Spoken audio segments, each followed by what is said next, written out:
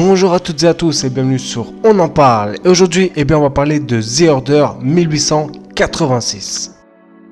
The Order 1886 est un jeu d'action développé par Reggie Atdown et Santa Monica Studio et édité par Sony. Il est sorti en février 2015 et bien sûr c'est une exclusivité PS4. Dans un Londres victorien alternatif, un ordre de chevaliers doit protéger l'humanité de loups-garous très puissants. De plus, une partie de la population se rebelle contre le gouvernement à cause de leurs conditions de vie. Les chevaliers étant alors du côté des nobles et du gouvernement, ils combattent ces guerriers de fortune en plus des hordes de loups-garous sanguinaires. Voilà pour la présentation. Alors, que vaut The Order 1886 en 2020 ? On commence par les qualités. Premier point, la direction artistique. Que ce soit la mise en scène, les jeux de lumière, les graphismes, tout est réussi. Bien que le jeu ait 5 ans, ça reste un très joli jeu encore en 2020. Et sachez que ce jeu-là était le premier jeu next-gen de toutes consoles confondues, puisque à l'époque, nous avions droit qu'à des remasters. Il y a aussi ce côté façon film, avec les deux bandes noires qui, vous racontent une histoire. Et ça, c'est vraiment très intéressant et très bien foutu.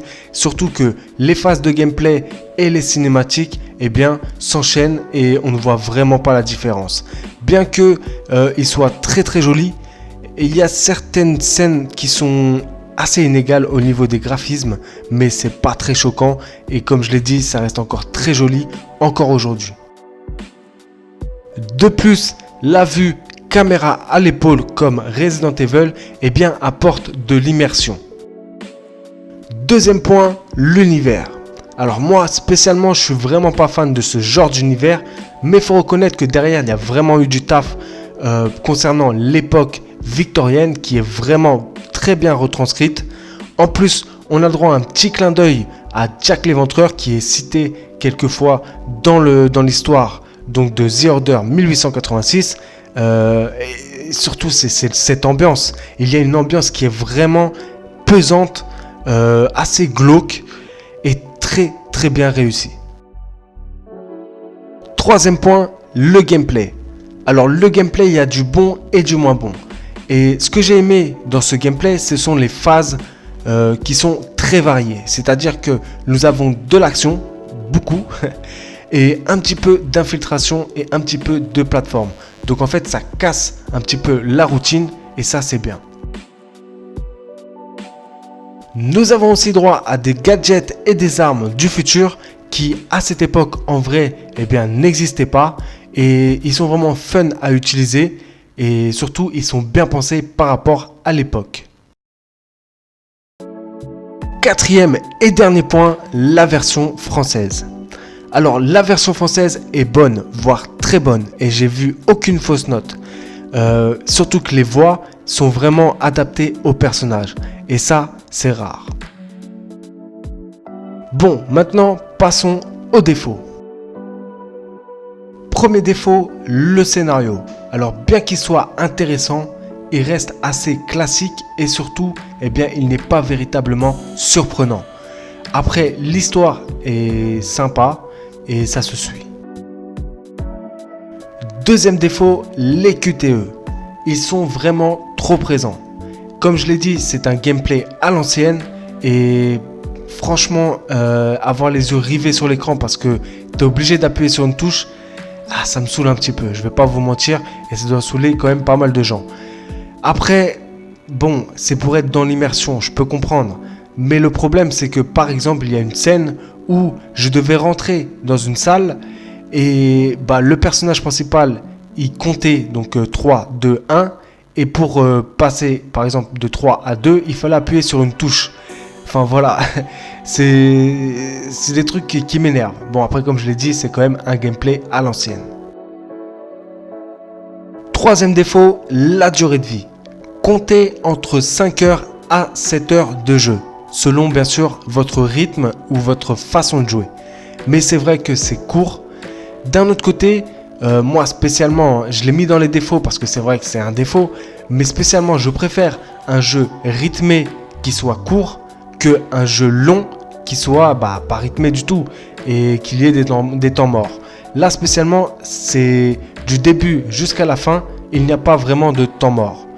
Donc je l'ai quand même mis dans les défauts parce que c'est un défaut assez conséquent, surtout qu'à l'époque, quand il était sorti, il était à 70 €. Encore aujourd'hui, ça va. Moi, je l'ai eu spécialement à 10 €. Donc bon, ça me dérange pas plus que ça. Mais à l'époque, je pouvais comprendre en fait les joueurs qui étaient pas contents par rapport à cette durée de vie. Quatrième et dernier défaut, les gunfights.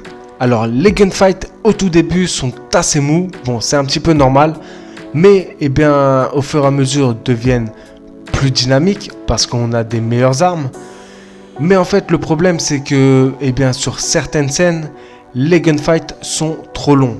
C'est-à-dire que d'abord, on se bat contre une première horde d'ennemis, et ensuite une deuxième, et ensuite une troisième. Donc au bout d'un moment, c'est assez lassant. Et c'est dommage. Voilà pour les qualités et les défauts. Et moi personnellement, je lui donne un 16 sur 20. Ça reste vraiment un bon jeu, voire un très bon jeu, mais qui a ses défauts qui fait que tu sens qu'il y avait un potentiel, il y avait quelque chose, mais qui ne sont pas allés au bout de leurs idées. Et ça, c'est vraiment dommage. Mais ça reste une expérience assez intéressante et surtout très sympathique, surtout pour 10 €, puisque moi je l'ai acheté à 10 € sur le PS Store. Et c'est un jeu, franchement, même en 2020, qui reste assez joli. Franchement, sur certains jeux de lumière, j'ai été assez bluffé. Il y a aussi certaines scènes qui sont vraiment intéressantes, notamment la descente du Zeppelin, là, du ballon gonflable. J'ai toujours aimé cette scène, je sais pas pourquoi, mais voilà.